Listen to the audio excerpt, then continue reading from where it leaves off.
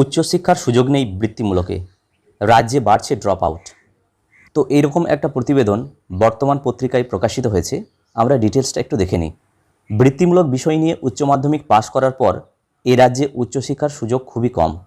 এ কারণে পড়াশোনার পাঠ চুকিয়ে পরিযায়ী শ্রমিক হওয়ার ঘটনা বাড়ছে বলে দাবি সংশ্লিষ্ট মহলের। সাধারণ বিষয়ে স্নাতকে ভর্তির চাহিদা একেবারেই তলানিতে, কিন্তু বিপুল চাহিদা থাকা সত্ত্বেও কলেজে ভর্তির কেন্দ্রীয় পোর্টালের মাধ্যমে ভর্তির সুযোগ নেই বৃত্তিমূলক বিষয়ক স্নাতক কোর্স বিভোকে। এর ফলে দিন দিন এই বিষয়ে চাহিদা কমবে বলেই জানাচ্ছেন শিক্ষকরা। একটি হিসেব বলছে, বৃত্তিমূলক বিষয় নিয়ে প্রতি বছর প্রায় 90,000 ছাত্রছাত্রী উত্তীর্ণ হন।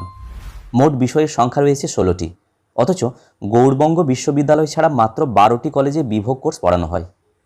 মোট আসন সংখ্যা 1,200টি। আর্থিক সঙ্গতি সম্পন্ন কিছু ছাত্রছাত্রী বেসরকারি কলেজ বিশ্ববিদ্যালয়ে লক্ষ লক্ষ টাকা খরচ করে ভর্তি হতে পারেন। বাকিরা বৃত্তিমূলক শিক্ষায় সেখানেই ইতি টেনে অন্য বিষয়ে চলে যান, না হলে ড্রপ আউট হয়ে যান।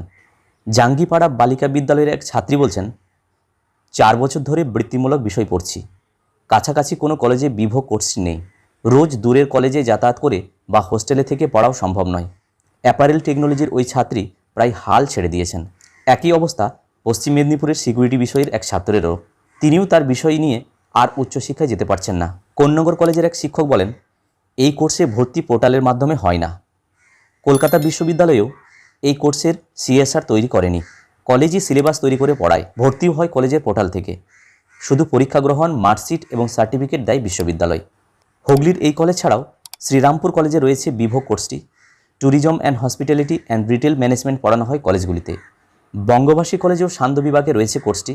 আশুতোষ কলেজে রয়েছে কয়েকটি বিষয়, তবে প্রবল চাহিদা থাকায় মোট পড়ুয়ার সামান্য অংশই সুযোগ পায় সেগুলিতে। বৃত্তিমূলক শিক্ষক সংগঠন এনএসকিউএফের পক্ষ থেকে বলা হচ্ছে, ভোকেশনালাইজেশন অফ স্কুল এডুকেশনের আসল উদ্দেশ্যই এখানে ব্যর্থ হচ্ছে। উচ্চশিক্ষা এবং চাকরির সুযোগ না থাকায় আমাদের বহু ছাত্রছাত্রী পরিযায়ী শ্রমিক হয়ে যাচ্ছে। এটা নিয়ে শিক্ষামন্ত্রী ব্রাত্য বসুর কাছে দরবারও করেছি। এ রাজ্যে এমভোকের কোনো সুযোগ নেই, সমস্ত বৃত্তিমূলক বিষয় এ রাজ্যে চালুও নেই। তাছাড়া অন্য রাজ্যের মতো উচ্চ মাধ্যমিকের কম্পালসারি বিষয় হিসাবে ভোকেশনালের পড়ার সুযোগ নেই। এগুলি অন্যতম প্রধান সমস্যা বলে তাঁর মত।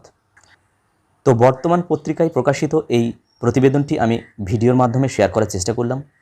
যদি ভিডিওটি ভালো লাগে এবং কাজে লাগে তাহলে লাইক, শেয়ার এবং কমেন্ট করা যেতে পারে, এবং চ্যানেলে সাবস্ক্রাইব না থাকলে নিত্য নতুন আপডেট পাওয়ার জন্য চ্যানেলটি সাবস্ক্রাইব করে রাখা যেতে পারে। সবাই ভালো থাকুন, সুস্থ থাকুন। ধন্যবাদ।